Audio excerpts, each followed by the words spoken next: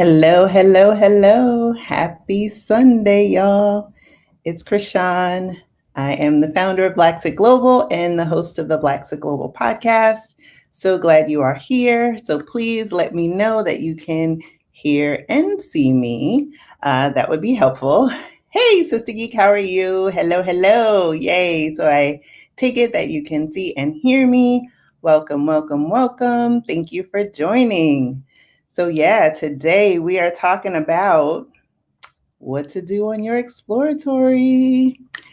So yeah, some of you might be like me. In a couple weeks, I can't even believe it's going to be a couple weeks that I will be off to Costa Rica to do my scouting trip / exploratory and deciding on whether or not I will call it home. And so being in the group and so many people considering taking trips kind of asked the group, it's like, hey, do you think we need a little bit of help here deciding on what to do when you are abroad? So definitely I want this to be a co-working kind of session. So please ask questions. And for those of you who are expats, if you have areas that you think definitely are the must thing that you should do when you are traveling abroad and kind of testing the waters of a country that you're considering relocating to, please drop it in the comments because I want this to be as interactive as possible. So definitely want us to be able to kind of learn from one another.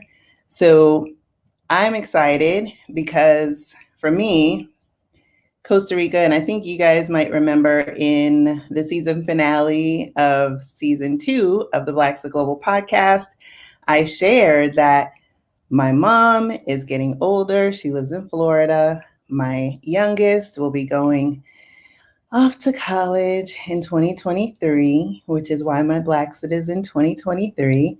And she shared, like, she was feeling a little anxious about me making the leap too far away, because you all know my happy place is actually New Zealand, but it takes a little over a day to get there and back. So out of deference to their situations, I was like, you know what?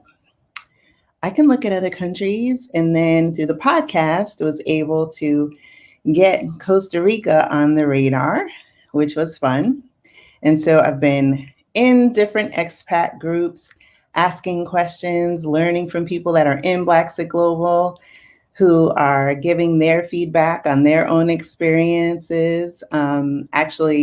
Michael is in Costa Rica now, in Puerto Viejo, and that is where I'll be spending quite a bit of my time during my trip. And so I'm getting like advice from him, like places I should see, the local spots, etc.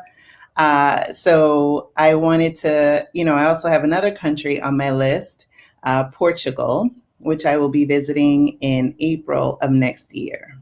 So for me, hey, Tanya, how are you? I want to acknowledge everybody that's here. So if you're here and you're watching, definitely pop your name in the comments. I want to acknowledge you and thank you for being here. So yeah, I wanted to kind of share, what I'm looking for and my approach. And definitely, like I said, I want this to be, hey, Star Child, how are you? Yay, Portugal. Can I tell you? Between Shar Winter, who is episode 26 of the Blaxit Global podcast and the creator of the Expat App and the host of Expat Chats, Aman and Christina of Our Rich Journey, like I obsess about them.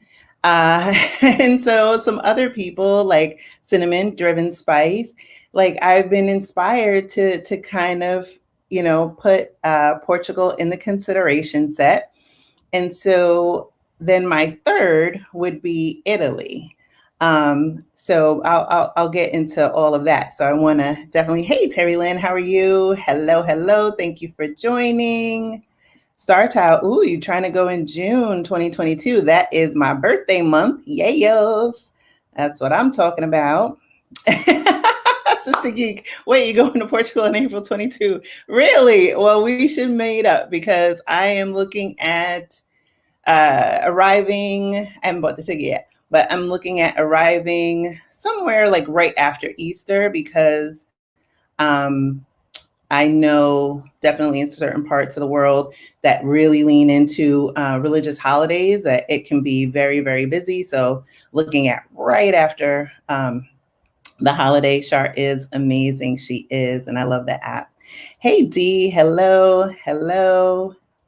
Yes. Oh, wow. So we have a lot of love for Portugal, and my brother is there. Hello, Damone, my older brother. Hello, hello.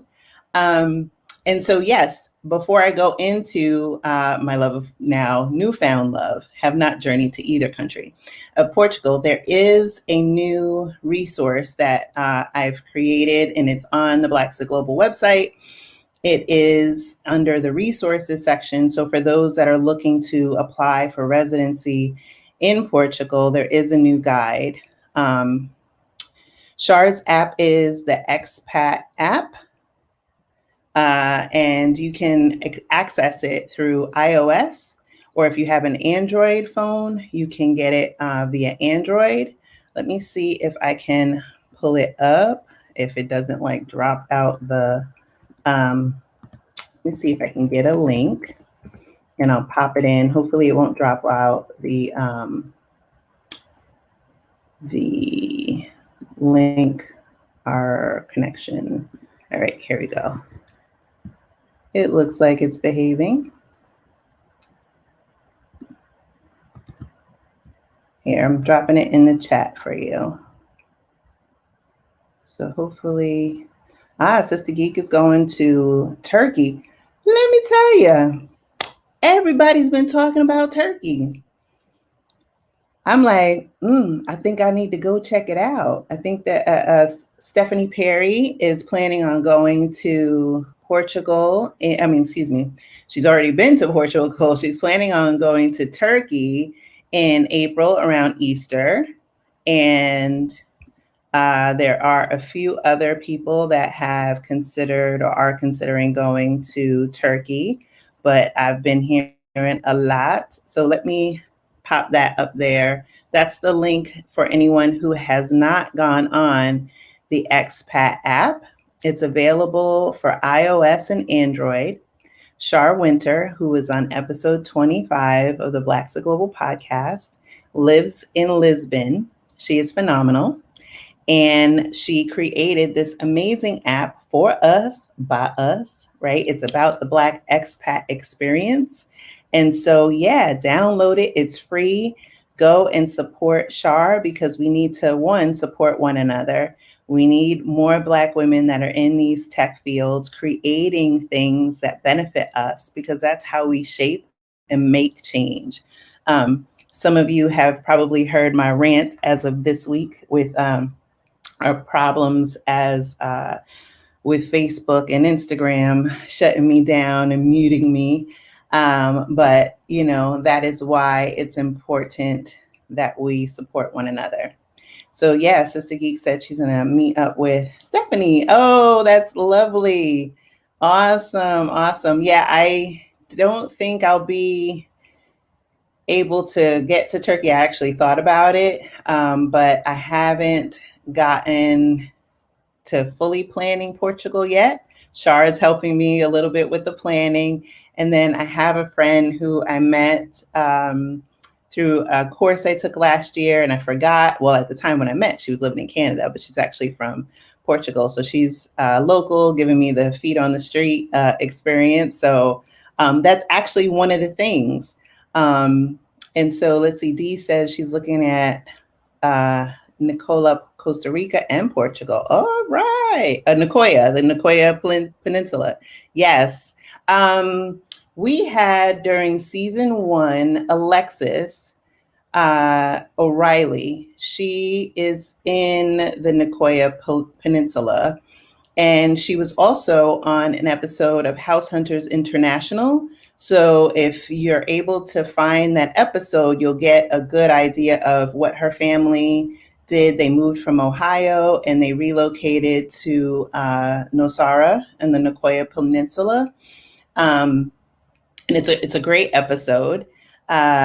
She, her husband, and their young son, and now she does retreats. But definitely listen to that episode, and then also watch her episode of House Hunters, because it'll give you a little bit more of an idea of what that experience is.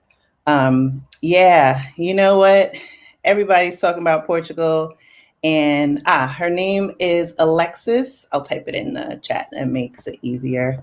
Alexis O'Reilly.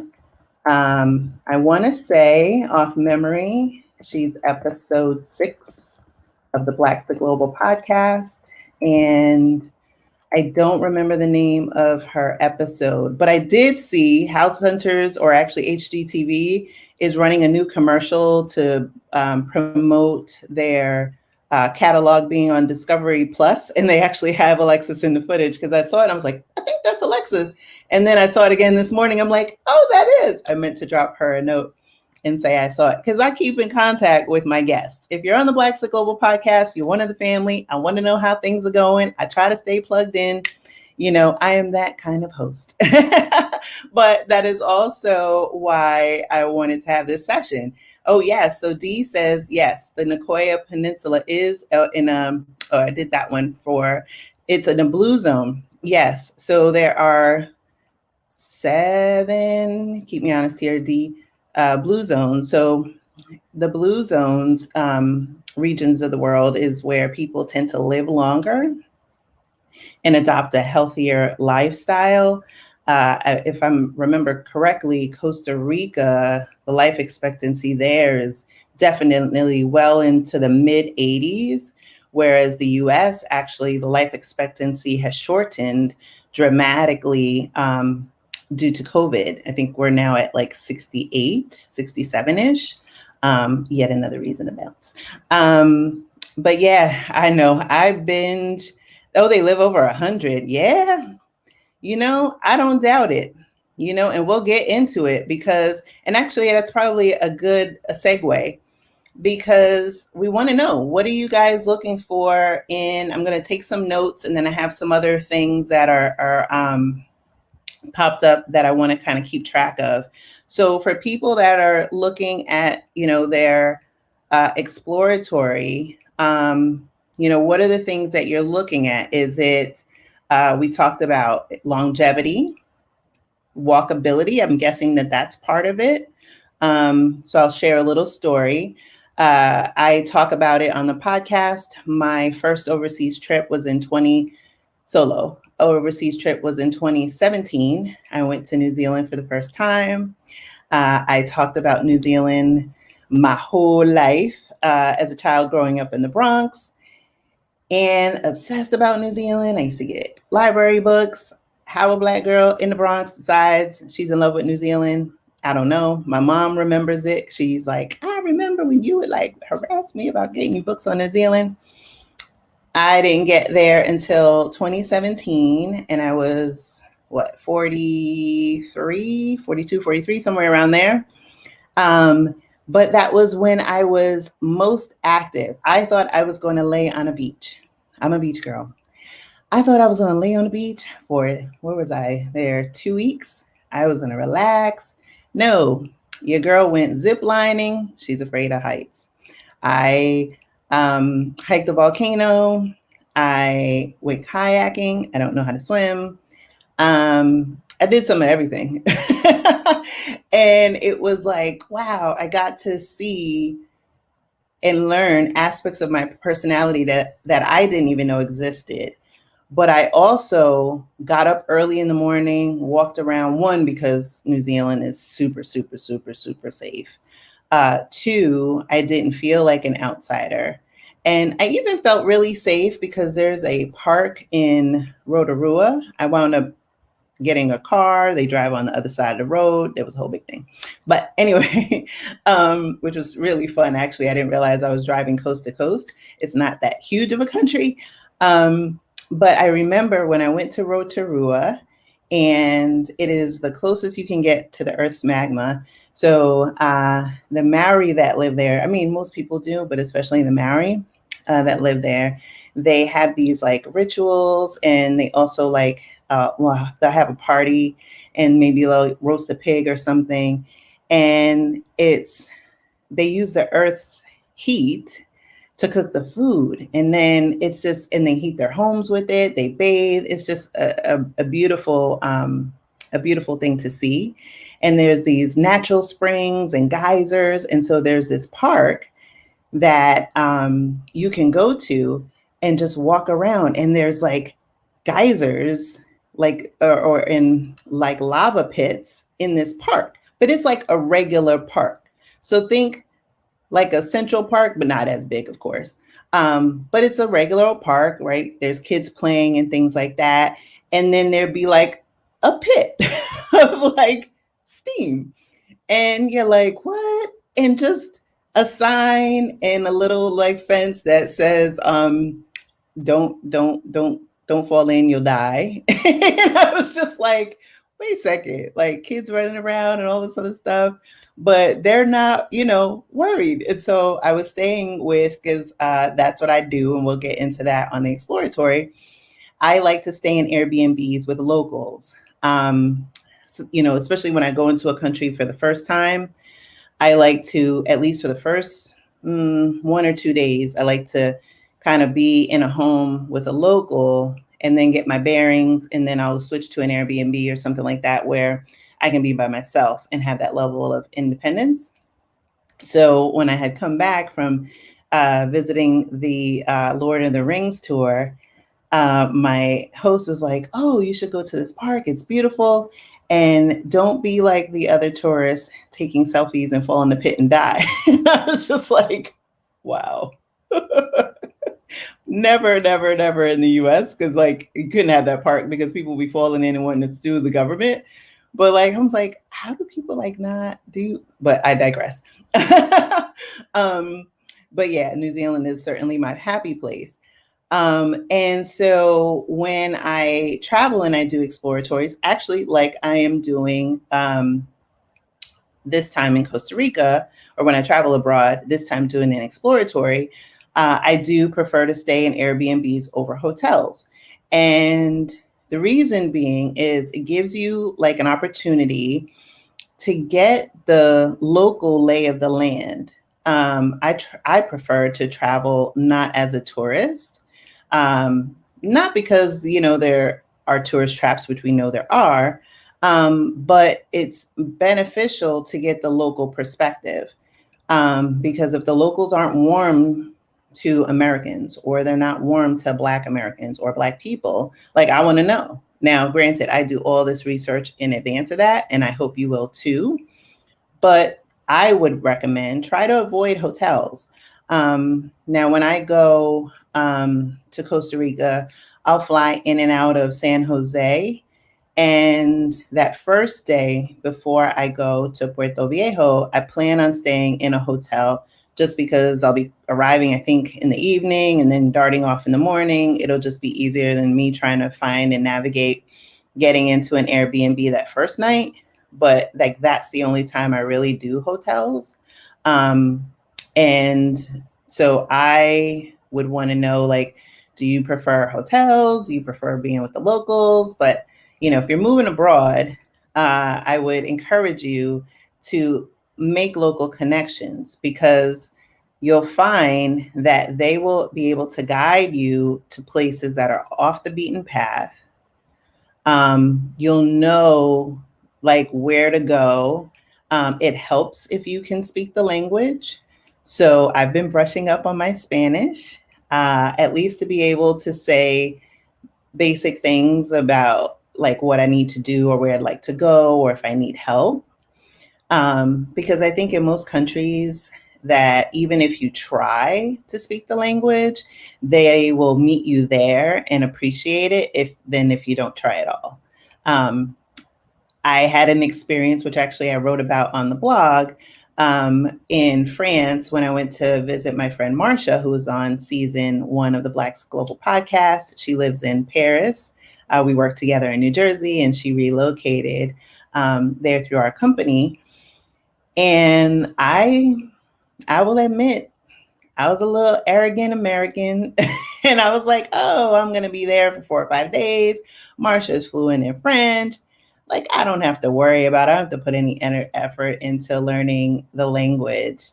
I didn't, right? She was there. She did all the speaking for me. But after a day, not even a day, it got old real quick. Like, I couldn't ask, I had to go to the bathroom. And then it was like, oh, I didn't know any words. And then she would tell me the word, but it was the first time my ears were hearing it. So, of course, I didn't feel comfortable repeating it. And so she had to ask, for me and things like that. And so I would encourage everyone, especially if you're visiting a country where you are not familiar with the language, no one's asking you to be fluent, but try for the phrases that you need. Definitely download Google Translate, but push yourself. Get outside your comfort zone, because that's where the magic happens and that's when the fun starts. Since then, I've brushed up on my French and quite a bit.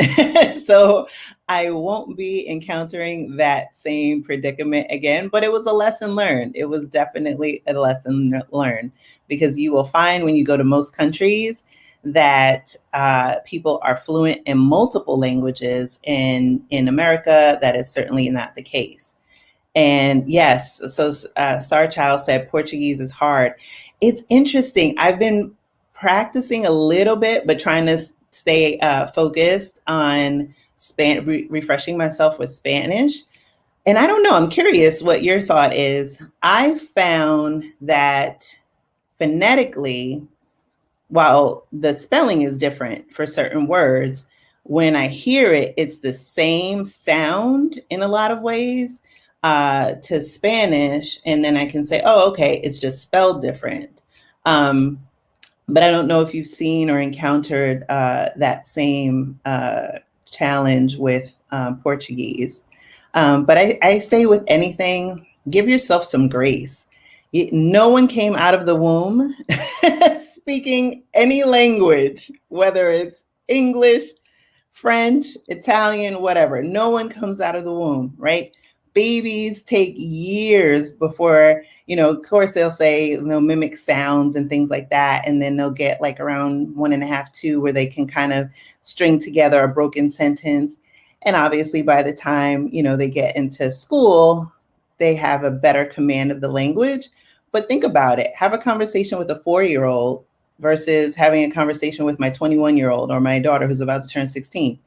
It's different. It takes time. So give yourself some grace. I say that to you as much as an advice to myself, that if you think about it in those terms, it'll lessen a little bit of the anxiety.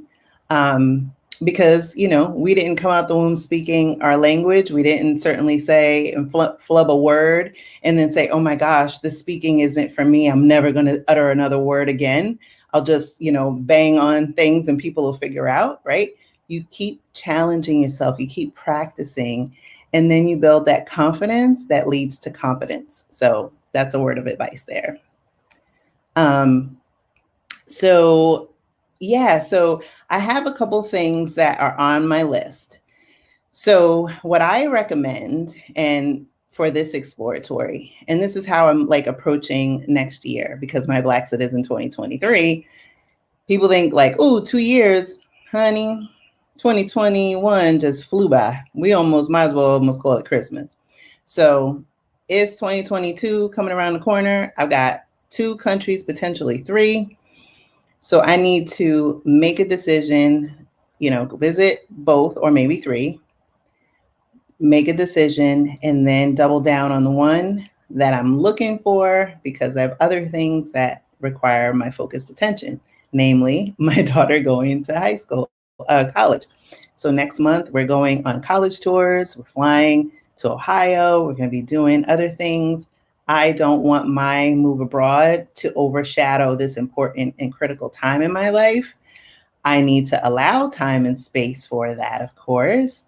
But for me as a mom, I have that. I have my mom, who actually needs some attention as well. And so I need to allow myself time, make a decision. And then once I double down, I'll be making more trips in that time period between 2022 and 2023.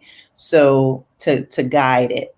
So what I would recommend is that you don't have to hit everything on the exploratory list in your first effort. Find those top things that you'll kind of want to check out and kind of get a gut pulse and say, does this feel right? Does this check the boxes? Is this the experience that I want? And then hopefully, especially if you're considering more than one country, what you want to do, especially if things are kind of apples to apples, you want to get to a point where maybe it tips the scale in one way or another. So one thing that I think on the exploratory list I would ask is, does this country have a mail system? Now, I have I wouldn't even call it a love-hate relationship with the Postal Service in the US. And I'm hoping that I'm not offending anybody who's a postal worker. But I don't really I don't get a lot of mail. I get a lot of junk, but I very rarely get important mail. That said, there are going to be important things that I'm going to get or need when I'm abroad. Maybe there's tax documents come tax time. Maybe there are things from my investments or anything like that that's priority that I need to see.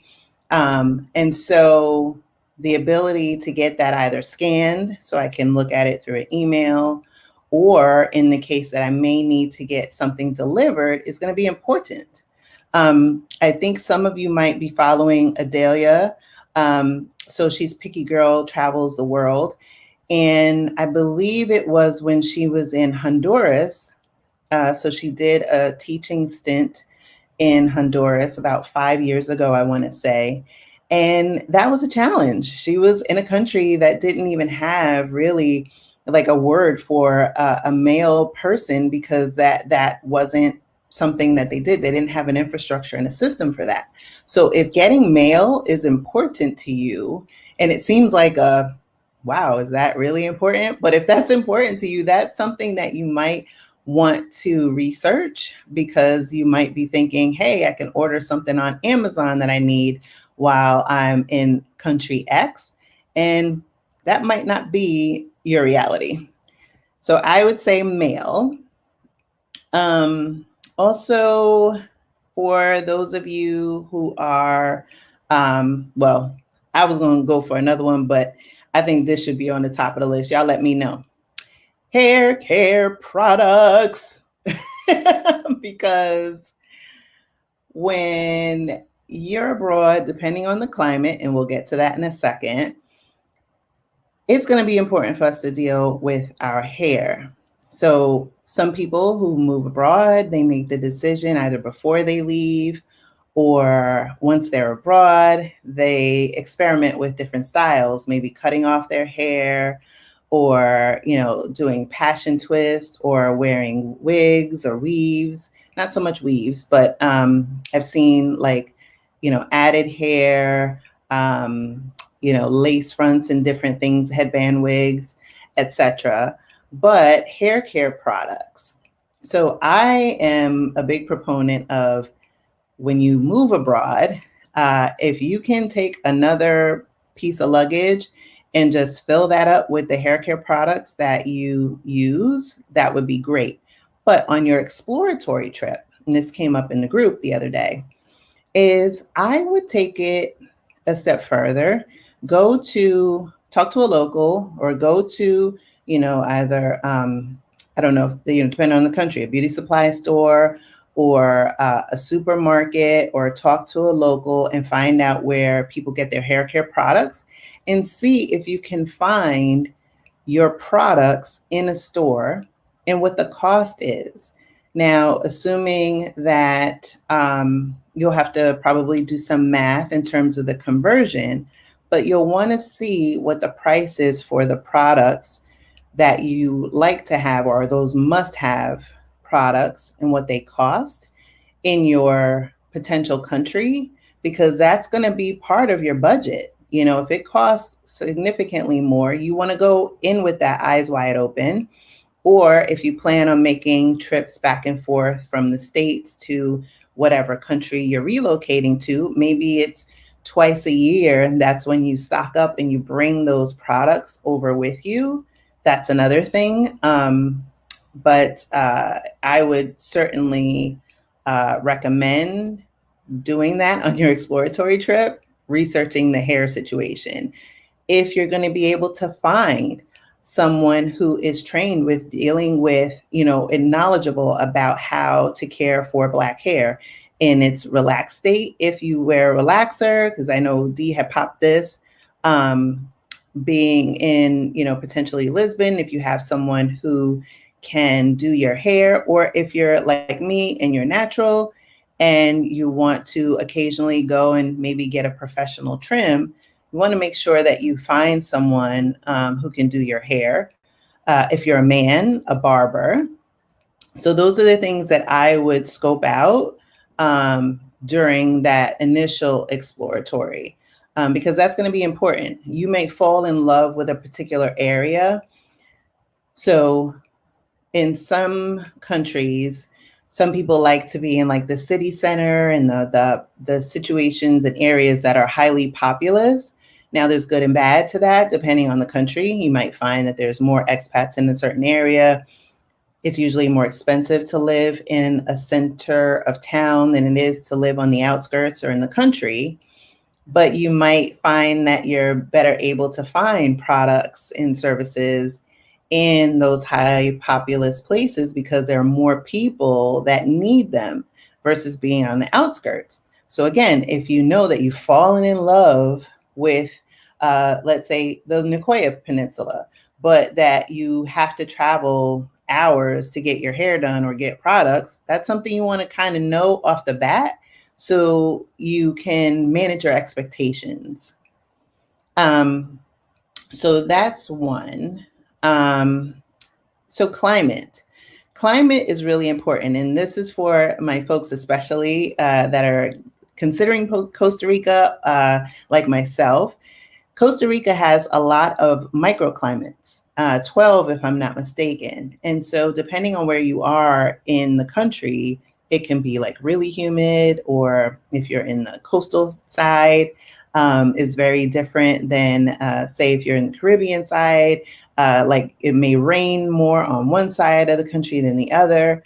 So, and then you of course have like, the jungle in the backdrop. So you want to kind of get an idea of what the climate is or microclimate that might affect you. So if you're not a fan of humidity, and I know this has come up with people who have selected or considering like Malaysia or Thailand or even Taiwan, those places get pretty daggone hot and humid, from what I've been told. I have not journeyed to either of those countries. But I know Taiwan is not a country. So I would also say that you would want to keep in mind your level of comfort with humidity, especially like for me, I'm a natural. So my hair may start with feeling like one part of the day, but at the end of the day, if it's super humid, she might show out. And I just have to go with it. But again, I'm used to the 4 seasons of New Jersey and experiencing all 4 seasons. But if you're in a tropical climate, that may change. If it rains a lot, how are you going to manage? So as part of that exploratory, you want to ask, particularly if you can make, again, those connections with locals, how often does it rain or something like that, if that's applicable. You also want to ask, for some of you who are looking at countries that might even be prone to hurricanes, what that is like, or what has it been in the past 3 to 5 years. because climate change is real. And so it's going to be very difficult for you to predict. No one can predict what kind of storms there will be. But knowing that if you're just going on research, that some of that stuff might be aged, and anything that's over, I'd say even 4 years old, might not be accurate, because we are getting more and more severe weather situations, weather events. So you want to find out, like, what is it like when it rains here? What is it like if there's hurricanes? What is the evacuation route? So, for example, there was, I want to say it was July-ish in Costa Rica that there were storms, because I think they were around, it was probably like late July, the beginning of hurricane season. And then there was a bridge that takes you from one part of the country to the other. And that was really the only means of egress. And it was not washed out completely, but it was impacted. And so it was several days. And so for people who were already visiting, they were doing a scouting trip, and they had to fly out of San Jose, they couldn't, right? And so you want to kind of know, what is it that you are going to need to know in terms of how do you navigate, especially if there's a natural disaster, how, again, hard to predict how often it occurs, but then what kind of routes are available, what kind of government support has there been around that? Do they just kind of say, hey, every woman and man for themselves, or are there some type of social supports to help people in need? So I think that's really important too. And y'all getting quiet, so feel free to add some more in there. Also, I would say for me, I have, some of you guys know, I have a little four-legged friend that I got last year from my daughter's birthday, little Bailey. And so she will be accompanying me on this trip abroad. Whew. Now, I have been wanting a dog for quite a while. I did not think that, but I was like, you know what? I'm not going to get a dog. I'm too close to my Blaxit. Now, this was like 3 or 4 years, but 3 or 4 years for me, being a forward thinker, I'm like, ooh, that's tomorrow. So with COVID and the distance learning and everything like that, and then my son leaving the house, my little daughter was getting lonely. So I was like, all right, you'll get a dog. I'll worry about it later. Fast forward a year, I done fall in love with this dog. She my dog now. So, but it's a little bit, yes, a pandemic pup. She sure is. Let me tell you, Star Child, you ain't lying. She's a pandemic pup. And so I am all about my little boo-boo. But I also now have to think about, countries that are pet friendly, what the protocol is for bringing said pup in terms of vaccinations, if there's quarantine that is required, because I know some countries do mandate that. So when I was researching New Zealand, maybe about maybe 2 years ago, they did or do require a quarantine. I think and no, a lot of things have changed with them, because now they're not letting anybody in. They're smart. But I think it was like a 2-week quarantine. I asked my friend Marcia when she brought her dog abroad, Max, and Max did not have to quarantine. Max is smaller than my Bailey. My Bailey is a small dog, but she's a medium-sized small dog. So I don't know if she'll be able to be in the cabin. And then now, of course, the emotional support thing has changed. So I'm just praying. But all that is to say is I need to think about things. So case in point, when, and I'll use Adelia as an example, I don't know if she's on, but I know when she traveled to China with her dog, she had a hard time getting the brand of dog food that her dog ate. and also the products that they had available there. There were certain ingredients that were not really going to work. And so she had to have that food imported, but that gets really expensive. So for people who, like me, either got a pandemic pup or are planning to move abroad with their animal, you want to give thought to, especially on your exploratory, seeing if you can find the food that your dog or pet eats, how much it's going to cost you, particularly once you do the conversion. If you feel like you need to have certain food, you will have to likely make provisions for that. If you're in a country that has Amazon available, because Amazon is in other countries, then you'll have to see what that cost breakdown is.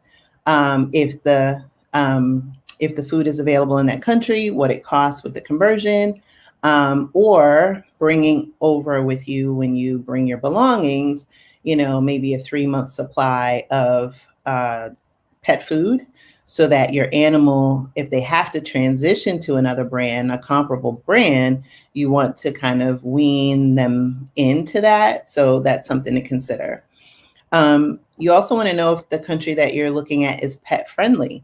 Are there spaces for your animal to, particularly for dogs? Now, I'm a dog person. Sorry for all y'all cat people. But before I was a dog person, I was a bunny person. We had a rabbit.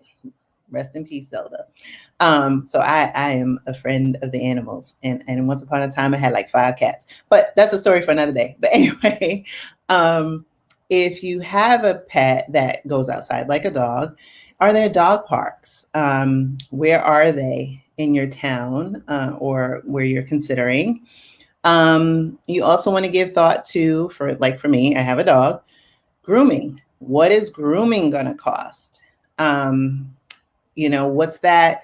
Like, what are the reputable places? You want to see what the proximity is for the grooming places. Do they have pet sitters, dog walkers? If you find yourself in a situation where you want to go away for a weekend or go away for a week or whatever the case may be, you will need someone likely to care for your pet. And so when you're in another country and you haven't made yet those country connections with community, how are you going to solve for some of those challenges? So you kind of want to do a little bit of that legwork on the upfront. And so, wow, Dee, you're cooking dog food.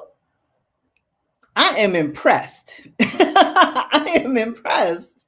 Wow, definitely let me know if you got like some recipes that you think that is going to work.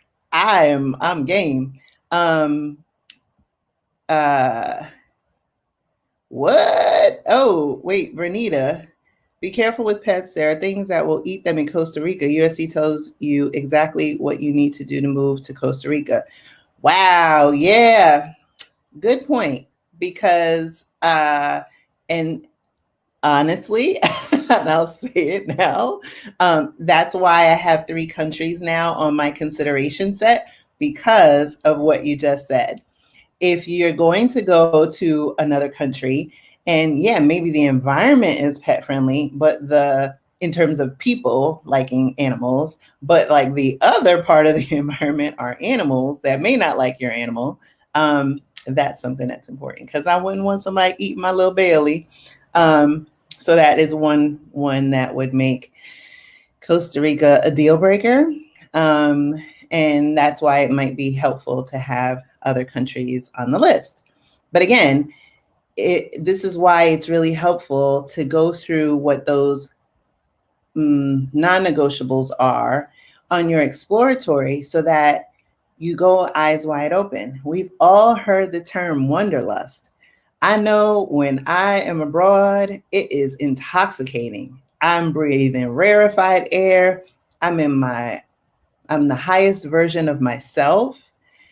And it's easy, we've all been on vacation, right? And you're like, oh, what would it be like to live here, right? And so what I want us to do is to have these things on the list that kind of ground us a little bit in reality while we're still enjoying, co-creating and imagining, envisioning what our life will be. But don't lose sight of the things that you're going to want to pay attention to, so that, say you fall in love with a place and you're like, that's the one, I'm all in, and then all these other things that you didn't consider show up, and then it turns what could be a good experience to a not so great experience. Oh Lord, the alligators. That's like being in Florida. If I gotta fight an alligator not to eat my little Bailey, I might as well live with my mama in Florida, because it's like, and then with Florida, I read this article over the summer where this woman had relocated from, I think, like North Carolina with her two pets, not to digress, but she relocated to Florida, bought a house, and decided to bring the dogs with her, to kind of clean up the yard, etc. And the dogs were outside, and then next thing you know, the dogs were dead. Not because of an animal, but because of sago palms. That's another thing to think about. Like, what are especially for those of us that have like dogs in particular, or any outdoor pet, if there are indigenous plants or other things that could be potentially poisonous. So I didn't know that sago palms are poisonous to animals. And so what happened with this unfortunate case was that they started eating the seeds while she was like cleaning up the yard. Next thing you know, vomit, vomit, vomit, dead. Crazy. So again, if you're considering relocating with your pet, look at, are there animals that could potentially eat my animal? Are there other things in the environment that, if they were to come into contact with, would be fatal? You also want to look at identifying where the animal hospital is in proximity to maybe a neighborhood that you're considering, and what vets are available. So those are the things that, I definitely want to think about. Because if I'm like, for example, I'll be spending most of my time in Puerto Viejo, if it doesn't seem like, those sort resources are available there, it's a non-starter. That's when I know, like, okay, great experience, but like maybe not the place that I relocate, because I will be going with my little furry family member. So that's one. For people who are like me that are single, is this place single friendly? Meaning, are there enough people who are non-partnered? So before, I live in North Jersey, and before I moved to where I am maybe 3 years ago, I was in a town when I was married, and everybody was married. And so everybody had kids. But then when I became divorced, there weren't a lot of people that were divorced. There weren't a lot of like singles running around town. And it made it challenging.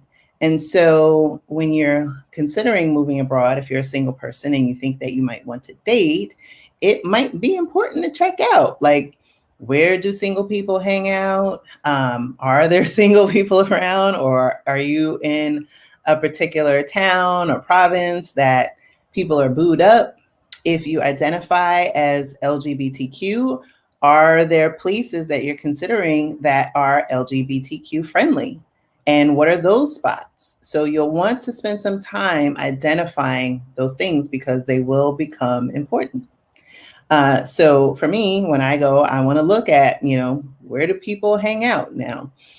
I don't know if I'm ready for the whole dating world, because it's been like 11 years and I haven't done that. But I might, right? Because if I'm abroad, I'm open to new experiences.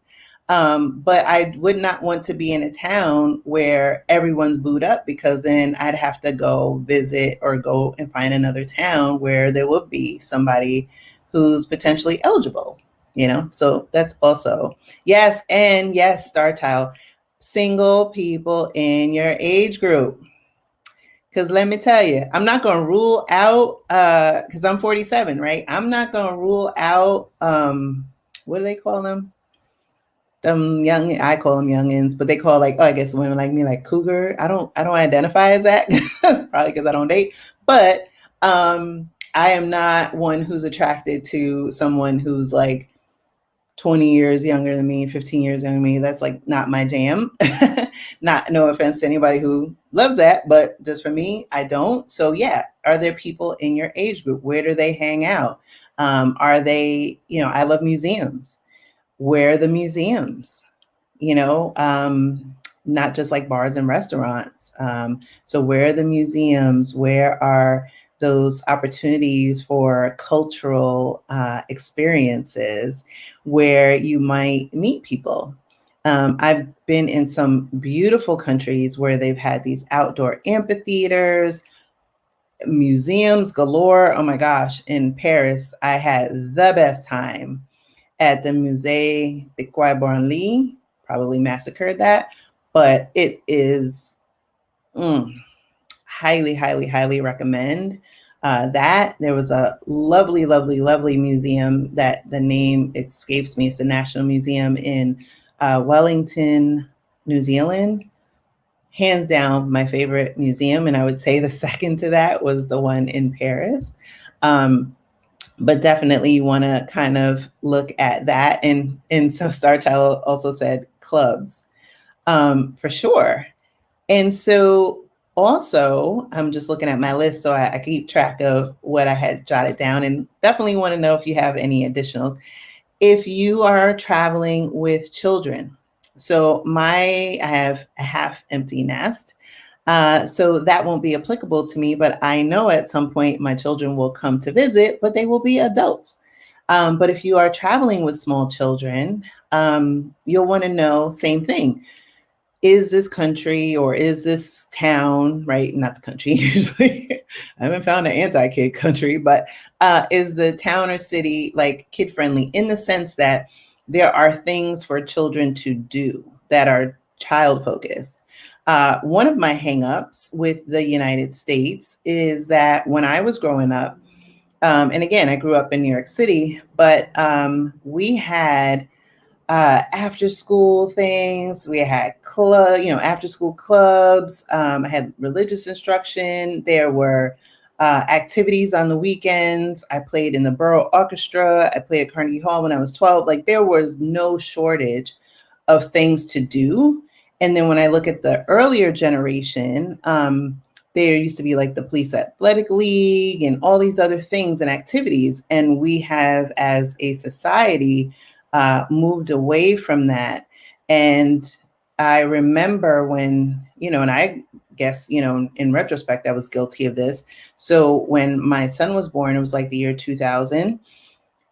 And everybody and their mom, and we lived in the burbs of upstate New York, everybody and their mama had one of those backyard sets. So I went and Toys R Us was still around and bought this, gigantic backyard set. So it was like he had the slide and the swing and the sandbox and all that stuff. And it was like, oh, we don't have to go in the park. But that's when, people started to isolate more and actually started to kind of like self-select with like, oh, who gets to come here and things like that. And so I think that coupled, and I know I'm digressing, that coupled with this dependence on technology has caused our kids to really falter in a lot of ways. So if you're moving abroad to another country and you're bringing your child, what is that life experience going to be for them? Are they going to have opportunities where there's either community centers and areas of play for them so they can have experiential learning? Experiential learning is really fostered in certain countries around the world, where there's less, I wouldn't say less of an emphasis on college, but I've been in countries where you don't see people go into an office. It's definitely a whole different paradigm. And so you'll want to give thought to what those learning experiences will be. So a good episode to listen to is the one that I had with Julianne Russo, who left New Jersey in the middle of the pandemic and relocated with her husband and son to the Tolfa Mountains of Italy. And then I did a follow up with them, and he gave his experience. So Alex just started school again this year. I think it was like last week. And so he's 12, or actually, he probably just turned 13. So if you want to get a perspective from a child, I would say watch that video. It is posted here. And then also a few weeks ago, I did a live with Karen Ricks, and she is on Our Kitchen Classroom, and she does world schooling with her son. She is in Albania currently, but it's a great opportunity for me. I know that in retrospect, I wish I could have gifted my children that experience much earlier. Now, that said, they've been to more countries than I have been, but they have done the majority of their life experience has been in the US. And they're turning into young adults. And so it's fine. But I firmly believe that if they had had more of those experiences abroad, at an earlier age for a longer period of time, I think they would have a different experience. But so, yes. Oh, so Tiffany says, I would need to find moms also homeschool, world school, and unschooling. Yes, definitely reach out to Karen. She's actually in the Blaxit Global Facebook group, but she also has her YouTube channel. I know it's linked in the description of the video, the live that we did like 2 or 3 weeks ago. But her site is Our Kitchen Classroom. She has a bunch of resources for homeschooling, world schooling, unschooling. She has a lot of great resources. She also has like programs that you can do with your child in preparation. And so I definitely would encourage you to check those out. Also, I would say for families that are considering moving abroad, when you narrow down a country, not only look at country specific groups. Blaxit Global is pretty much a catch-all Facebook group, and y'all already know the Facebook group is going to be sunsetting at some future date because me and Facebook, we just not getting along.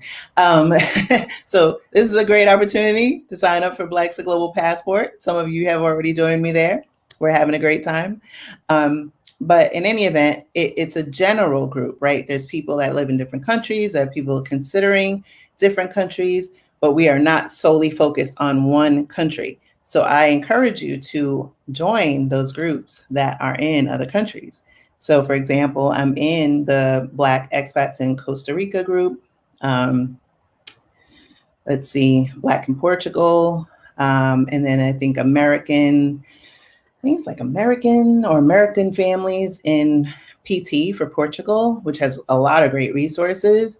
So definitely when you're considering that, look at country specific groups, and then also if there are offshoot groups that are for families, you want to look at that because your needs are going to be different. You're going to want to know where those mom groups are and things like that, because the quicker you can build and find community, the better your experience will be. Because again, these are the cheat codes. It's to get you to that answer faster, right? That's where it's important. So, oh, okay. I didn't know about this one. Starchild said POC in Portugal on Facebook. Thank you for that. I had no idea. That's a good one. I'll check that one out. So Tiffany said, my daughter is in college. My son is in pre-K. Oh, text the Lord. That's why. Tiffany, but I'm looking to give my son a world citizen experience. You know what? Bless you. Bless you for the age gap, but also bless you for leaning in and recognizing that, like, you know what? You have this opportunity to gift him such a tremendously rich experience. It's just, I'm really in awe of that. So I think, especially like I said, check out that episode with Julianne. And we actually did another live on her 1 year anniversary of moving to Italy. And we did a live. She joined me on the season 3 premiere of the Blaxit Global podcast. So that video is here as well. There's actually quite a few. But for those that are traveling and wondering, like, do I move abroad in the middle of the pandemic with my child? What is that like? She goes into a lot of that, and she's a great resource. And so if you want to follow her on Instagram, her handle is a Jamaican in Italy. And so you'll find out more about her. All right. So we talked about mail, we talked about hair, we talked about pets, we talked about climate, we talked about kid friendly, single friendly. Right? We talked about that. Let me look at my other list. So, of course, we talked about LGBTQ friendly.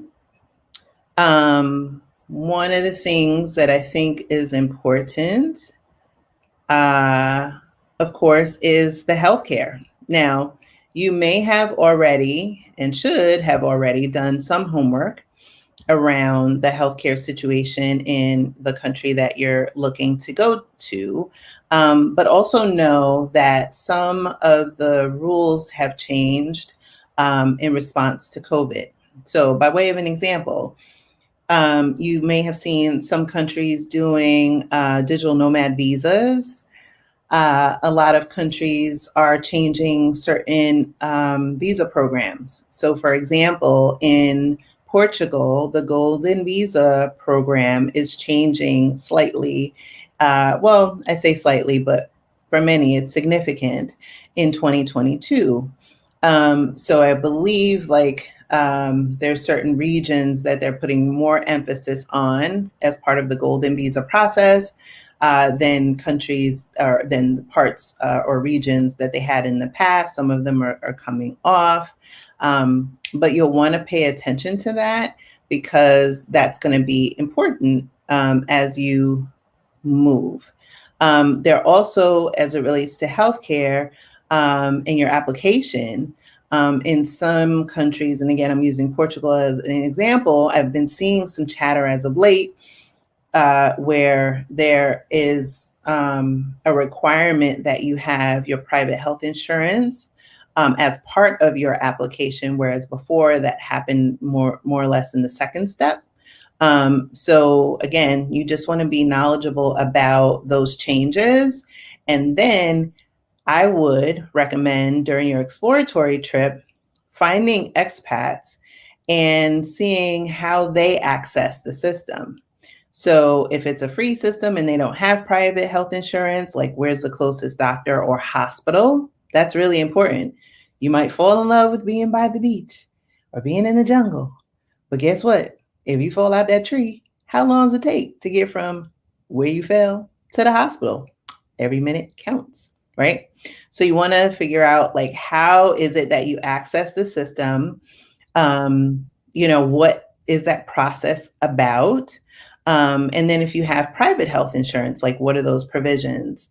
We'll go into that a little bit, teasing a future episode. I do talk about it a little bit with an upcoming guest on the podcast, but it's something for you to consider for sure. But yeah, I would also talk about the medical system. So that would also be, personal in some ways. So some people, like we talked about earlier, right, being in the blue zone and having that freedom that comes from, I had to breathe.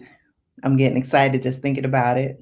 Living por la vida, experiencing a slower pace of life, leaning into that, leaning into more holistic wellness versus being in a system that is more sick care than it is healthcare. And so, what does that look like? So how do you access, if you do need, traditional medicine, where there are pharmacies, or if you are in a country or region that is, more homeopathic in a lot of ways. So how do you access that as well, is going to be important. And if appropriate, what the cost is for that service. I don't think, I'm trying to think if there's an episode. We did talk about it a little bit in my episode with, I think it was in season 2 with Eve Clark. So she has a number of health issues, and we talked about her, and she's doing her retirement world tour. But we talked about like medical tourism and the fact that for her level of care that's needed when she has a flare up, the cost of accessing that care in the United States would be cost prohibitive. So she's been able to manage her health conditions much better abroad. And that is part of what she researches when she goes into a country, you know. And so we talk about in that episode where she had to leave Thailand because it was burning season and she has a respiratory condition. So it required her to leave. But, as part of that, okay, where do we go next? Had to be, okay, if I have a flare up, what's the hospital situation there? And private health insurance is really important. So we go into it. We did a live earlier this year, and it is actually, I posted it as a bonus episode. So this is going to be a plug regardless. Because I know the rules changed, especially for Costa Rica, but I did not change my policy.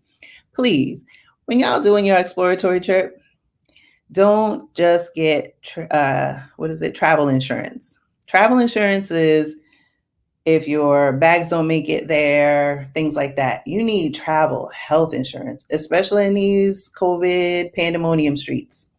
You do not want to be caught out there. Delta is real. So if there is a slight chance that you can come up into contact with somebody, or for example, you leave your country, like the US doesn't test you on the way out. Costa Rica is not testing me on the way in.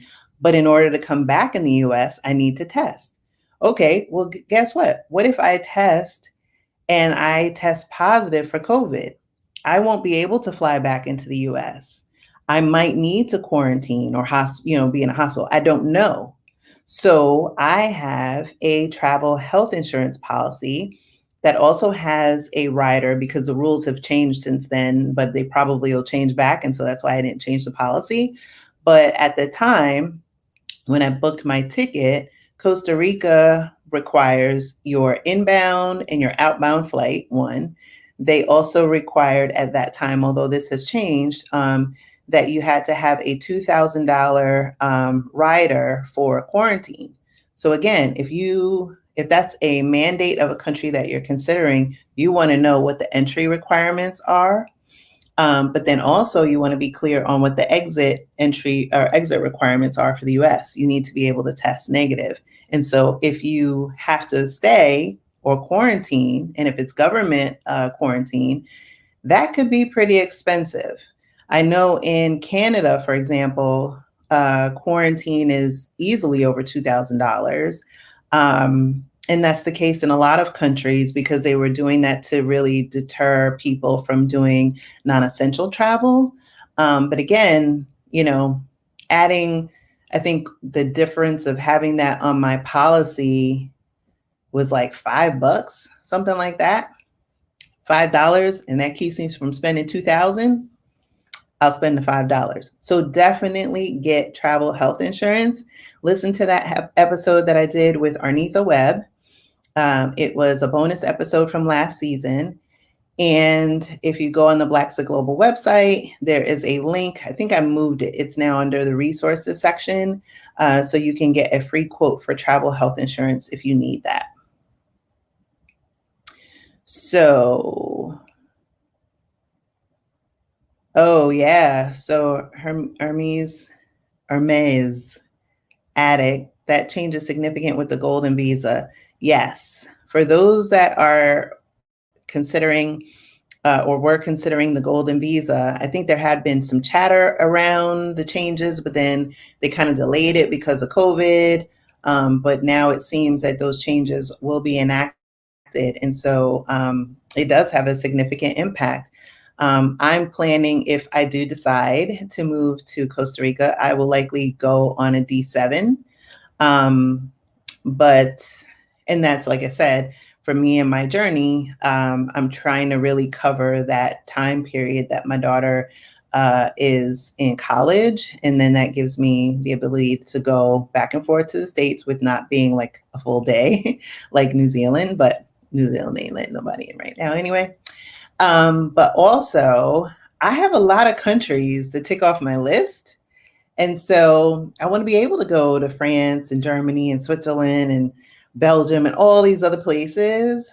And so being, and also I want to be able to go into Africa.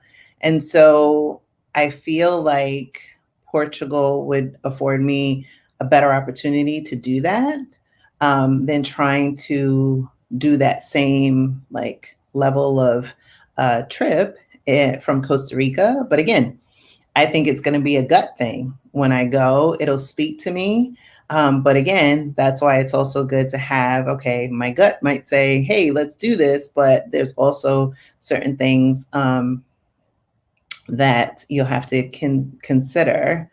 So Hermes Addict said that she has a Yorkie and they're not welcomed in Australia. I didn't know that. Or Hawaii.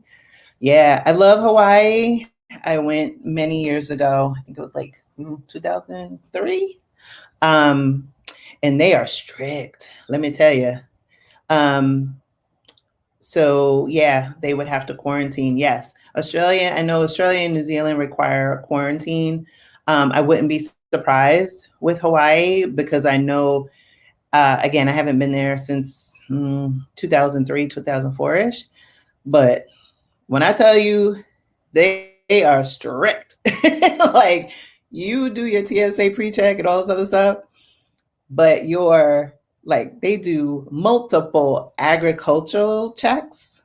I was like, what? They are no joke. They do not want you bringing anything into their country, into their state, and they don't want you taking anything out. They are like, when you curbside, about to plane, you sign your life away on the seat, like it is no joke. But I get it. It's beautiful, beautiful. And actually, a colleague of mine just flew back the other day, and we were talking on Thursday, and she was just like, "Oh my gosh, the agricultural checks." I'm like, "Wow, that hasn't changed."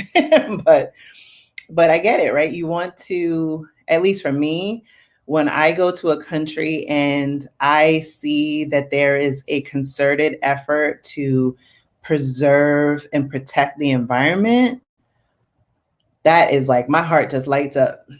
Like when I was in New Zealand, and y'all know I talk about New Zealand all the time, but just a collection of rainwater and people like using that for their homes. And, when I was in France, we know about the Paris Accord.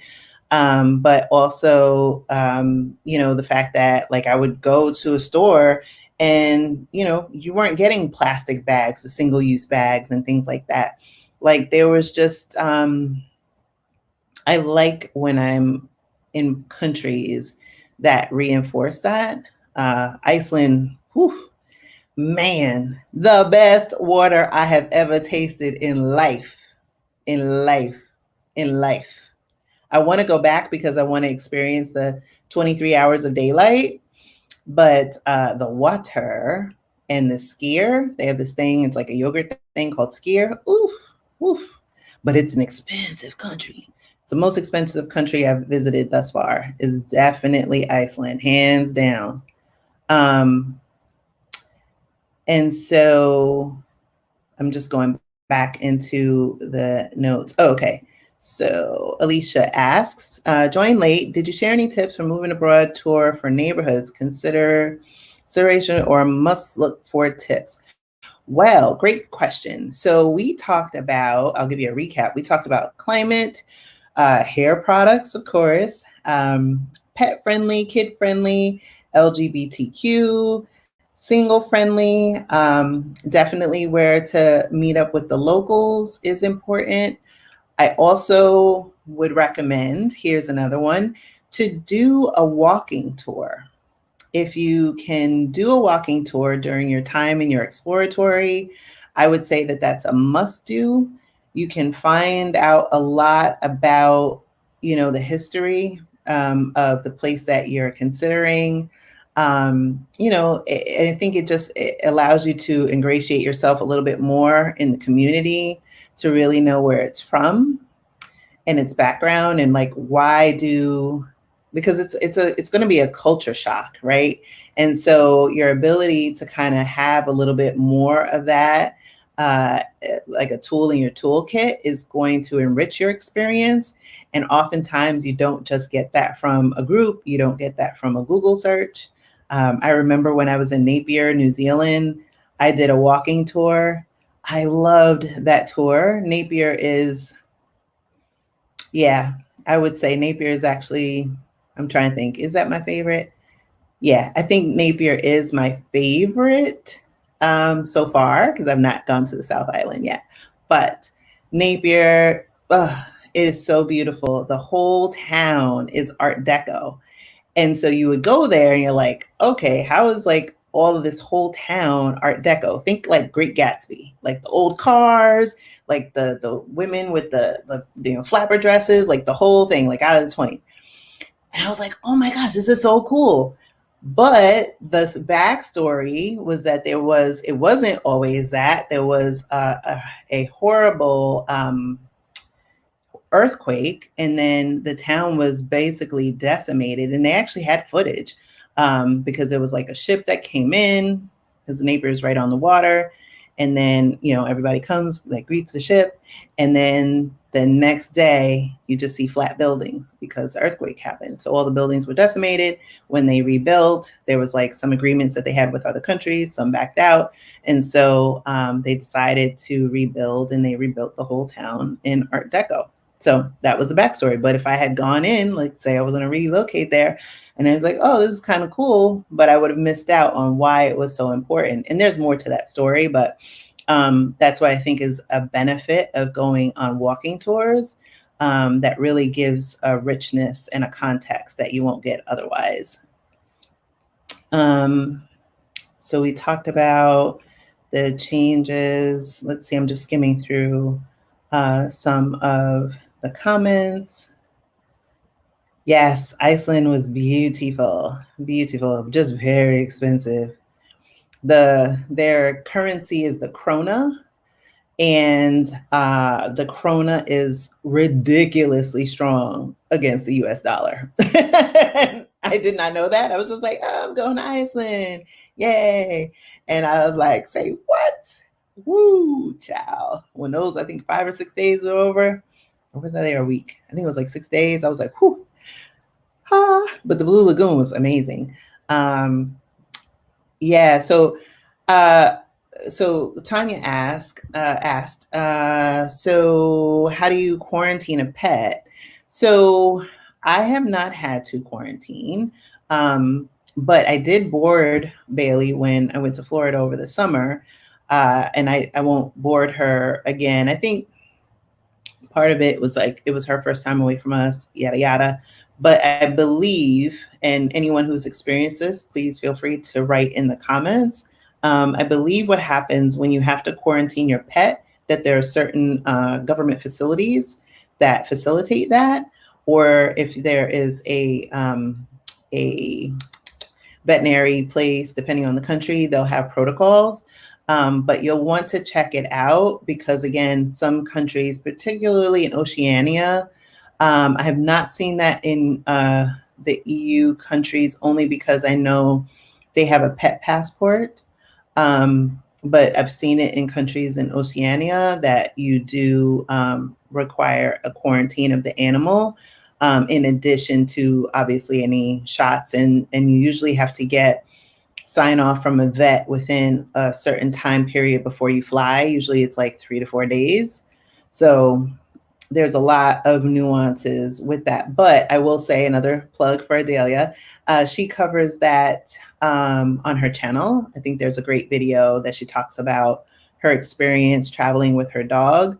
Her dog is on the smaller side, so being able to be like in a carrier, underneath a seat, and things like that on board in cabin.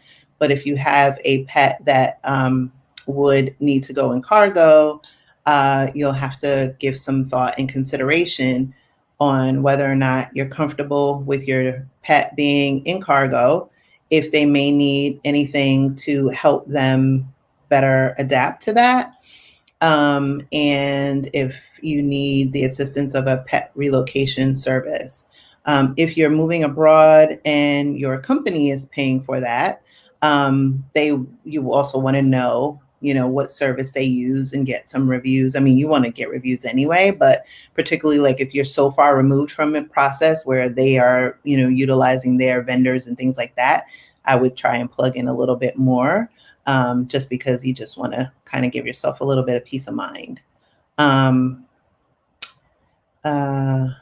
Hermes Addict had a boyfriend from Iceland. Oh, wow. Yeah, I think Jewel, who is all things Iceland, I don't know if she met her. I know her husband is from Iceland, but I think maybe they met in the States. I'm trying to get her on the podcast. So if you're watching this, drop me a line. And let's see what else I want to get into. Let's see.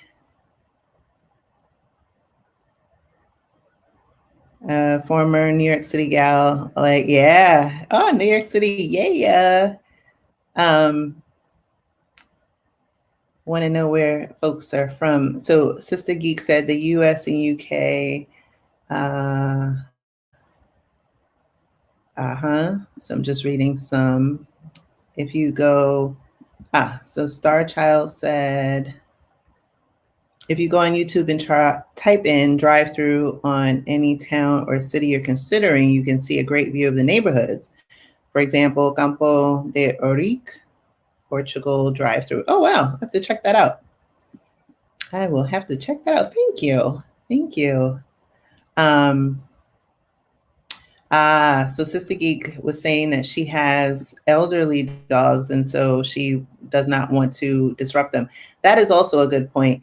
You want to consider if some people have decided to rehome their animals. If they decide that they're not going to bring them abroad, some people, depending on the age of the dog, understand that the dog would not, keep using a dog, but if, you have a cat, if anything is applicable, rabbit, y'all know I love me some rabbits. Rest in peace, Zelda. But if you have an elderly animal, you would want to give some thought to the stress of that, particularly if you're looking at a country that is pretty far in distance. Being able to withstand the changes and the stress of, having different people move them around, and things like that. Also making sure that they're hydrated, etc. It's stressful. I mean, traveling and moving is stressful on a human, imagine an animal. So, definitely if this applies to you, want to make sure that you make the decision that is best for your situation, but that is also a consideration. But if you do decide to make the move with your animal, and if they are of advanced age, again, going back to the food, do they have food for senior animals?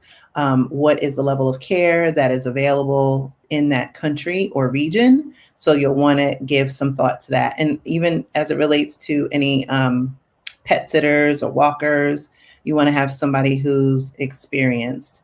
You're yeah. Oh my gosh. Yeah. My son, when he was 15, he wanted a rabbit. And so that's when we got Miss Zelda.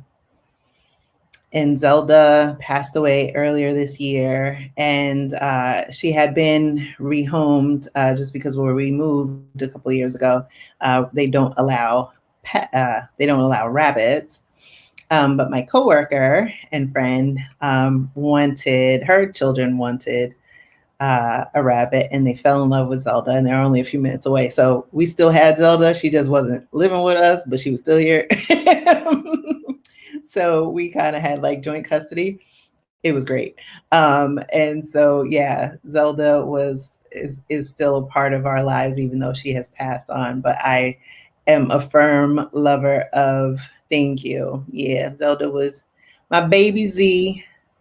My baby Z. I still miss her. I saw her little grave when I went to my friend's house for her birthday about a month or two ago, and they made a nice memorial for my little Z.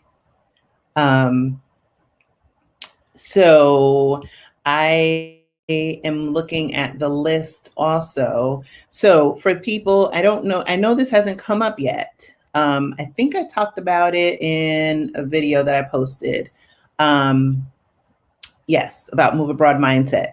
So I won't like go into that. I'll just ask you to watch that. But again, if you're like a beach person, you want to like, what's the proximity to a beach? Like me. But you know, festivals and things like that, recreational activities.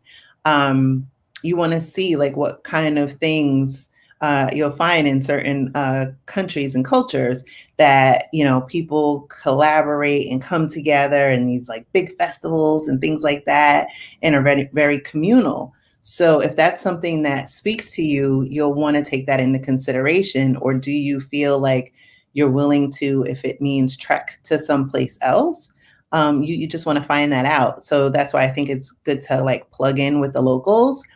But what has not come up is business.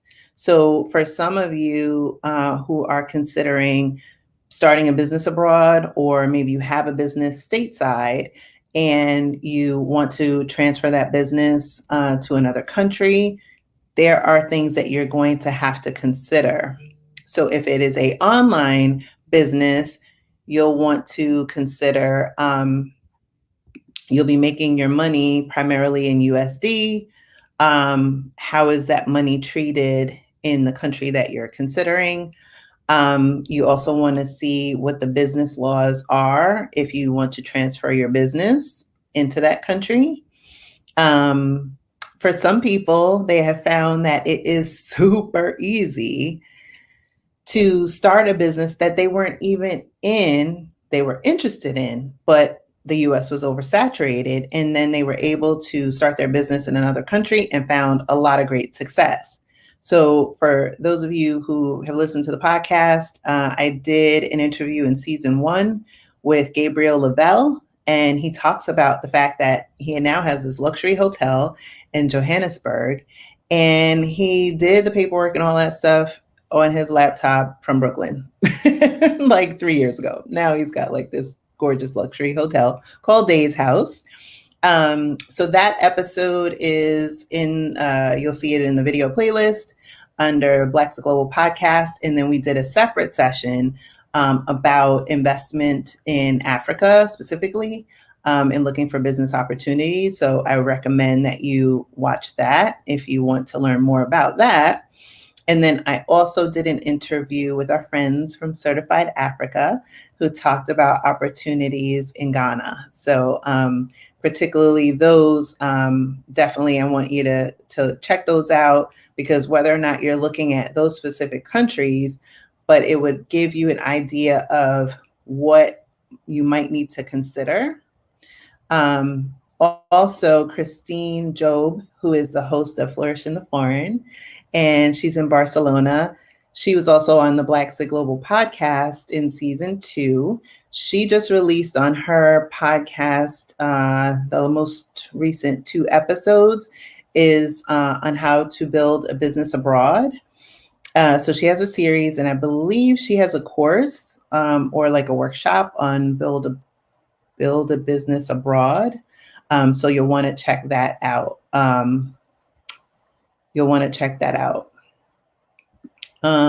Let's see. There's one. So Starchild says, one of my main considerations, this is a great one, is the quality of housing options in my price range. Absolutely. I think that's definitely important. Cost of living is key. So for some of you who are in Blaxit Global Passport, that is our new community. And it is right now, it's really focused on getting people getting their money right for their move. So we are reading Tiffany Alice's Get Good with Money as part of our book club. But there's also like tons of financial resources in that platform. So we talk about budgeting, saving, investing, FIRE, financial independence, retire early. If you've heard the most recent episode with Rashida Dow, who's Sheeta's on the Loose, and she is also the co-founder of Exodus Homecoming. The link is down there. But she retired at 39 to Mexico City, and primarily because she leveraged FIRE. So it's great to understand what the cost of living. So I have two resources for you. One is there's also a video from Victoria, our lovely moderator, who's also episode 24 of the Blaxit Global podcast. Yes, our season 3 premiere. But she did a video on how to use Nomadlist for your Blaxit. Also, the Earth Awaits is a great resource, and it will show you like cost of living breakdown. And then for those that are considering Portugal, idealista.pt,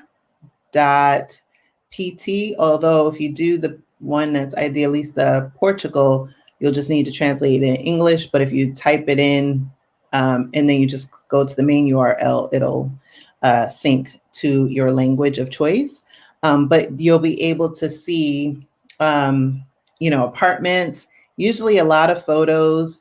I think on Idealista, the only thing you definitely want to, you have to translate from or do the conversion from Euro to US, but also from the metric system. So they're on meters.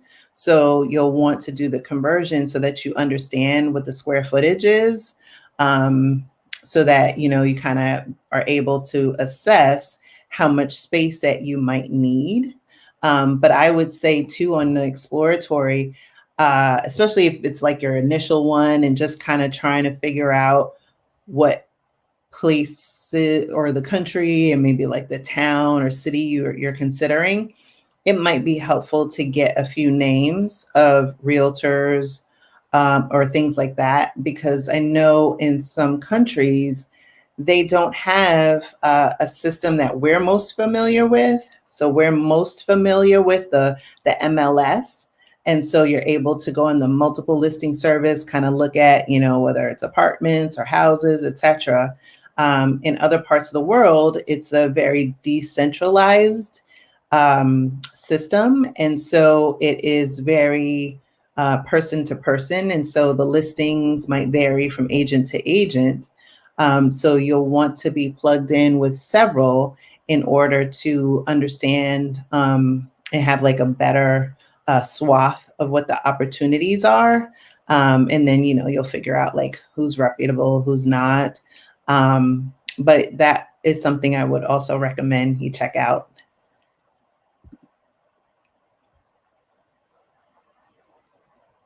You have the app. Hermes Addict says that she has the Idealista app. I just started on there, and yeah, it's addicting because I'm just like, oh, that and House Hunters, like, of course, right? And so I'll be like on there, and I'm like, oh, got a couple of minutes. Oh, what does this apartment look like? Or, oh, wow, especially if they have a lot of photos. But that's another thing to consider when you go is, and like I said, some of these things I'm saying that you want to tackle on your first trip. For me, I'm looking at it like, okay, my initial trip to Costa Rica, an initial trip to Portugal, and then see if I want to like double down on which one. Then, there's also going to be, okay, what do I want to accomplish on my second visit? That second visit might entail, okay, I want to start seeing, not looking at pictures anymore. I actually want to start seeing places. and getting an idea to measure, you know, because no, I'm not bringing furniture. When I first embarked on this journey or thought about it years ago, I was like, oh, how much is going to cost to move all my stuff? Mm-mm. Your girl been selling stuff on eBay just before I got on this live. I got another, you got a sale. I'm like, hallelujah.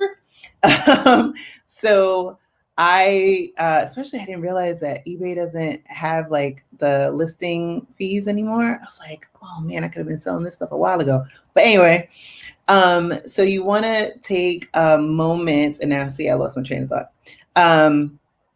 So I was talking about, so measurements. Some countries, like I know in Mexico, you can get like furnished and unfurnished. But again, there's spatial differences. So, for example, when I went to Iceland, that was a group trip. So I did not make the arrangements. It was just like, hey, I'm paying and we all go. So it was in a hotel. And we were at the Hilton, I believe. And it was my first experience like with a European type sized room. And I was like, wow, it was like narrow. And so like things were different. Or even when I went to visit my friend Marcia in Paris, the stove was a different size, like than, used to in the States, the fridge, etc. So you'll want to give some thought to that. And then what are those amenities that are the ones that you feel like you need to have? Do you need to have air conditioning? Are you willing to pay more? What is it like when you visit off season? So when you do your exploratory, maybe not your initial, but definitely if you're going to visit more than once, and I recommend that you do, go at different times of year. I thought about going to Portugal. Actually, Shar and I were writing back and forth because I was initially going to go in January because I was like, I don't really care. Because if I'm going to move somewhere, it doesn't really matter what time of year I visit. But I just like decided to move it to April to give myself a little bit more time. But that's something that, you'll want to consider. You want to make sure you go at different points of the year because you want to understand, like, can I be out here without a jacket, for example? So you don't need to bring a bulky jacket. Or, for example, in Portugal, what I've heard, and it's probably very similar to Greece, you don't need high heels. You'll be with those hills and everything. You'll be slipping and sliding all over the place. So, my friend had told me like, oh, you don't need any heels for Greece. And I was like, yeah, but we're going to this hip hop festival, which was really fun. Yeah,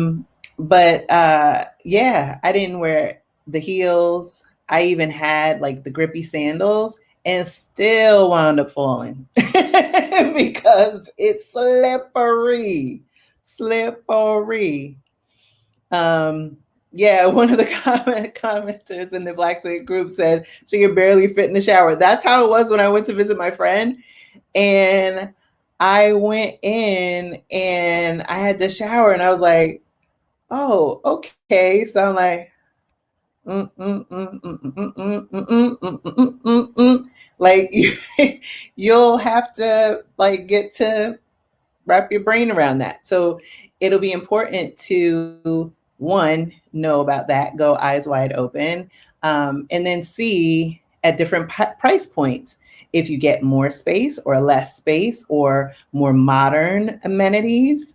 So for example, while I have not journeyed there, I've heard from people who are in Mexico, and there's Mexico City in particular, upscale luxury, doorman and the whole bit. So you want to understand what the level of extra amenities are, pool, if there's a spa and all that stuff.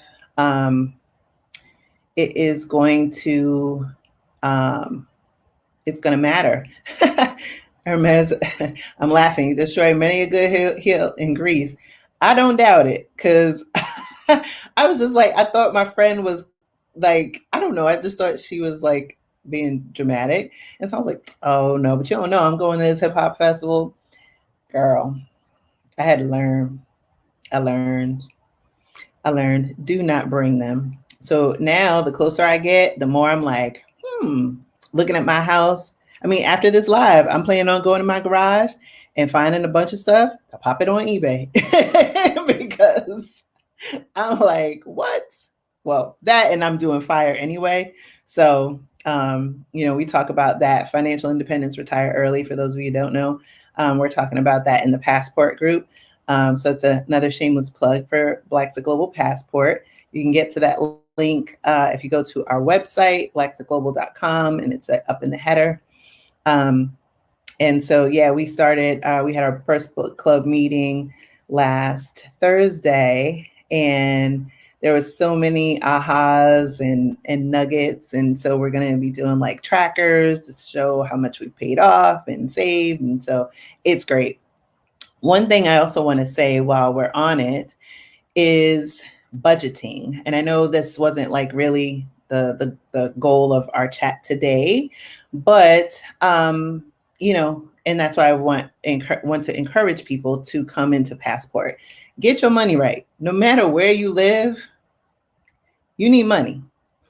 And no matter where you live, and you guys probably have seen from the content, I've been talking a lot about mindset. Mindset is so important. And also, not only your relationship with money, but for many of us, and I'll take a leap here, is that depending on how you grew up and where you grew up, there may have been unintentionally a mindset around scarcity where you felt like there wasn't enough. Maybe there wasn't enough to eat. Maybe there wasn't enough money. Maybe there weren't enough opportunities based on education. And so that has altered your perception about money, the ability to save it, the ability to invest is also driven by scarcity and mindset. And so it's a critical component because where Tiffany Aliche, I believe, said this, like where your attention goes, your money flows. So taking stock of what you need for not only your move abroad, but understand that you will have to spend some money that also should be budgeted for your exploratories. How many exploratories are you going to be able to fund? That's separate from your move abroad budget, right? What it will cost for your visa and to transport your belongings and your pets should be separate from your move abroad budget. So the way I'm structuring it is I have a budget for my move. I have a working budget for my exploratory. And then as it gets closer to time, I will have a separate budget for an emergency fund outside of that. Because if something happens, let's say it's a down market, I'm not going to want to pull money out. And so I'll have to rejigger where things are and kind of allow for how much that is. Right now, everything is a guess, my best educated guess. But again, being able to go into it eyes wide open and knowing that it changes, right? Right now, I have 3 countries under consideration. 2 are on the same currency, not same currency as the US, of course, but 2 are on the same currency, 1 is not. So my buying power is different, right? The cost of living is different. The cost of going from the US to that country is different. The cost of going from that country to another country is different. For me, I started to realize that, okay, well, I want to be able to be close to my mom and I want to be able to come back and visit my children, especially if there's an emergency. I also know that that's not going to happen every day. And so what do I want to do with that bulk of time in the early stage of my journey? I want to be going to like Sweden and Switzerland and all these other places that have been not as accessible coming from the States because it's expensive to fly to, etc. But if I'm living in Europe, that's a train ride away.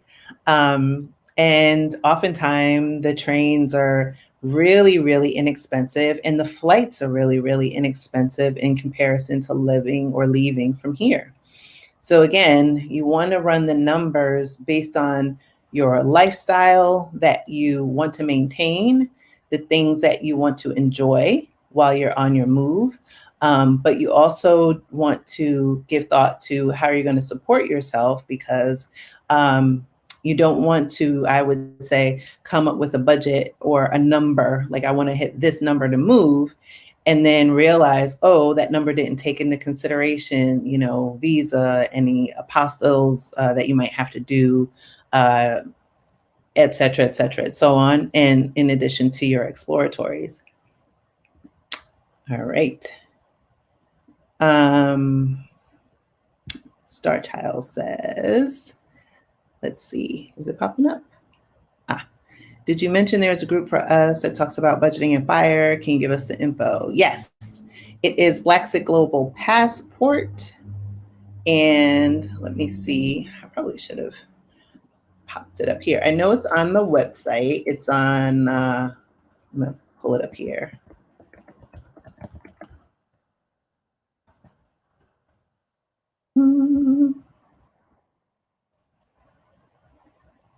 Bear with me a second while my internet does its interneting. All right, I will give you the link here, and then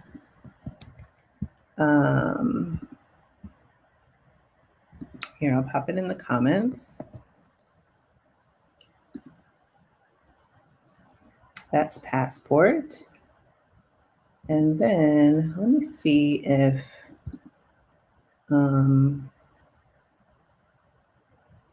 I love Passport, of course, shameless plug, right?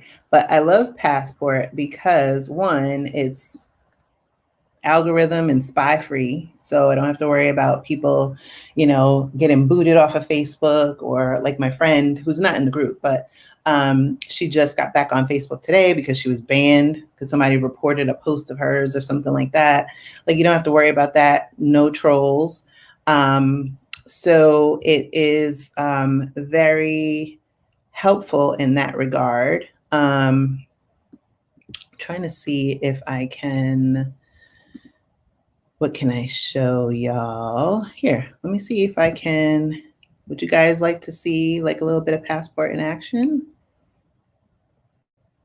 Let's see, it's still being built out, but let me see if I can share. Let's see.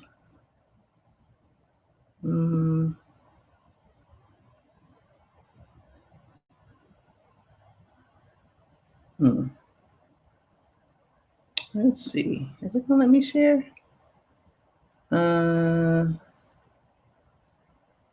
Let's see. Now I can't see y'all, but let me tell me, I'm guessing y'all can see. So we have budgeting, cost of living, investing, retirement, side hustles, our workshop on expat taxes, breakdown on insurance, jobs, posting, fire, discounts, promo codes, etc., digital nomad resources. So for those of you who are in the Blaxit Global Facebook group, you're used to seeing, obviously, Facebook's structure, which doesn't always make it easy to centralize and categorize things. My wonderful admin is helping to bring over some of the content now, so that'll continue to go. And then you'll see we have our book club with videos from Tiffany as we do our Get Good with Money. And so we have videos from Tiffany breaking down every chapter. And then we have additional content, let's see, where, we talk about everything from mindset, budgeting forms, you name it, paying off student loans, you name it. A lot of it is obviously still very new. And I'm hoping you guys were able to see that, because it did say that I was sharing the screen. But a lot of it is, obviously all of it is member driven. And so there's questions and polls, and we have our live session that we're doing an accountability group around money, because actually there's a stat. It's like you have if I'm remembering correctly, like a 65% greater chance of success by having an accountability partner or group, right? And so if you want to move abroad, again, it comes down to money. Now, it shouldn't be a tremendous barrier in the sense that, again, it goes into mindset, right? Not coming from a place of scarcity, coming from a place of abundance. So being able to catalog your skills, identify new opportunities and resources, being able to make those connection points are really critical. But also knowing that you will have to budget, to think about, paying taxes. And like I said, that Expat Tax Workshop is there. That is a session that we did with Katrina Haynes, who's a CPA who specializes in expat taxes. So it goes into everything from the foreign income credit. And so it goes into that, all about the timing of certain forms, what you do if you make money abroad, and how much can be from the foreign exclusion, any disclosure forms that need to be made, which there is, the FBAR, I believe, for the United States. So all of that is covered in that session. And like I said, we'll be doing more as Passport builds out. But it's something that I'm really passionate about because, like I said, to have it in part of having a successful move abroad is largely driven about moving to a country that is advantageous, right? The geo arbitrage. But then also being able to go with a budget. What does your budget look like depending on the currency, depending on your spending habits? Food oftentimes is much cheaper in other countries. But the thing that you can avoid is we're all dealing with inflation. I know my grocery bill has gone sky high. My grocery bill is probably close to what I was spending last year, when I was actually buying more things because I wasn't going to the store all the time, because, we all didn't know if we were going to die or not. So I was buying, Clorox and other, staples.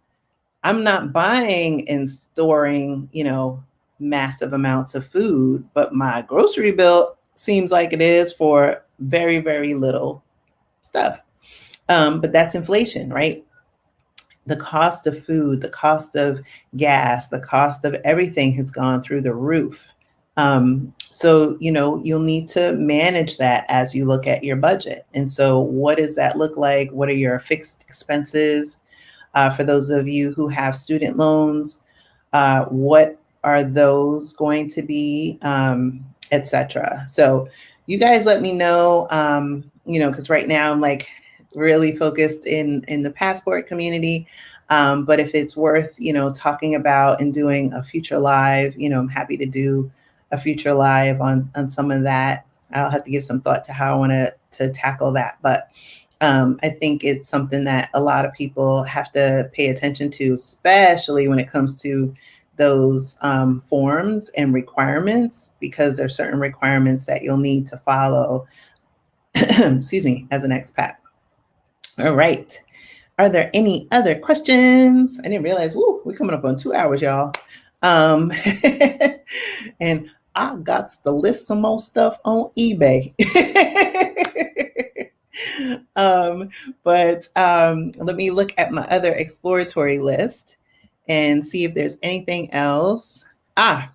Actually, so some of these, I'm just looking at this list before we close out, is crime, walkability, I know that's really important for me. Sanitation. Mm. Are you living in a country, in a place that has, like, what are the procedures? Like for me, they pick up my garbage twice a week. I know that. It's like clockwork. But if there's a holiday and they don't, and it stockpiles, or, we had the floods a few weeks ago, it gets stinky, right? So, what are the sanitation procedures around garbage? Also, again, piggyback on that conversation about the environment, like, are they doing recycling if that's important to you? Air quality, high speed internet, good public transportation. So, for those of you like me, I actually got a new car the other day, which was not intended. Long story short, my car decided it was going to be special. And so it necessitated a change. Um, but I have no intention of bringing that car abroad. And I'm looking forward to, like, using public transportation, because public transportation in many other countries, I take public transportation all the time when I'm abroad. I rarely, like, do it here. I mean, when I used to travel into the city for work, of course, but I don't enjoy it. And so I do enjoy public transportation when I'm in other countries. The ease of growing food at home. That's another thing to consider. And we talked about, like, your food costs will likely be much less than it is in the States, particularly if you're in a climate and you have, like, even access to a property which you can grow fruits or vegetables, is going to be really important, and not like processed food. Um, and then looking at my list, if this is important to you, the number of people that speak English. If you're looking at a country where um, English is not the main language spoken, it's a great opportunity to embrace learning a new language. And it's also a way for you to move abroad. So if you're thinking about moving to, like, France, or if you're thinking about moving to Italy, you may be like, oh, I can't get a job. Then, if you have the resources, apply to go to school there and apply to learn that language. That'll afford you the opportunity to go on a student visa, which also usually in most countries that do that allow you to work a certain amount of time legally in the country. So it's like, the best of both worlds, right? So, but if you're in a region where you don't want to be in, like, the city center, and you want to be on the outskirts a bit, where maybe in the city center it's more common to come into contact with someone that speaks English, but less so in, like, the outskirts, then it's going to require you to learn more about that, or learn that country's language a little bit more. And, this is seed planting time. So you don't have to necessarily wait until you move abroad. There are things that you can do today. You can listen to podcasts that are in that language. Clubhouse has a great group called Lingo Lobby. So if you join that club, they have a bunch of different languages, and then you can drop in. And oftentimes they break it down by level, like beginner, etc. But even I've seen where they've broken it down even more. So they'll say, like, uh,